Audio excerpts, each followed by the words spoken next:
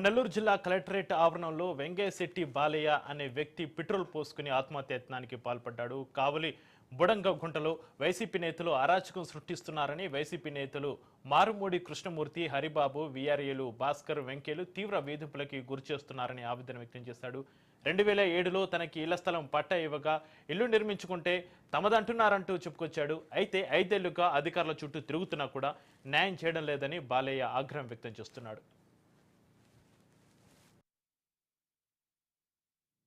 కాలనీకి వచ్చి ఆ స్థలాలన్నీ మారుమూడి కృష్ణమూర్తి అనే అతను ఒక ఇన్ఛార్జీలో తీసుకొని అతను ఒక్కొక్క ప్లాట్ 3,50,000 లెక్కన అమ్ముతూ ఉండేది కాకుండా మాకు గవర్నమెంట్ ఇచ్చిన ప్లాట్లు మా మీద బినామీ కేసులు పెట్టి నన్ను 2023 6వ నెలలో కోర్టు కేసు ఒకటి ఇచ్చున్నారే, కాగితం కూడా ఉందయ్యా, కేసు ఇచ్చుకుంటే నేను ఎంఆర్ఓకి మొన్న 4వ తారీఖు అర్జీ పెట్టుకున్నానయ్యా, ఆర్డీఓకి అర్జీ పెట్టుకున్నానయ్యా, ముఖ్యమంత్రి కార్యాలయానికి శనివారం రోజు అర్జీ పెట్టుకున్నానయ్యా.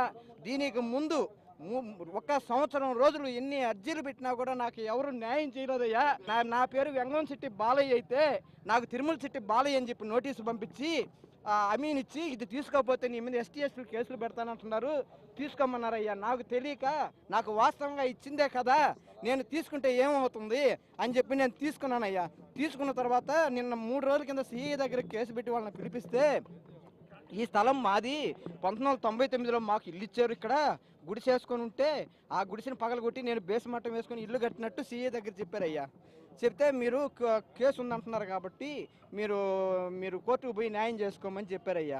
ఆఫీసుల చుట్టూ MROల చుట్టూ తిరిగి నేను ఇంట్లో కానీ లేకపోతే వాళ్ళు ఎవరొకరన్నా పొజిషన్లో చేరిపోతారు.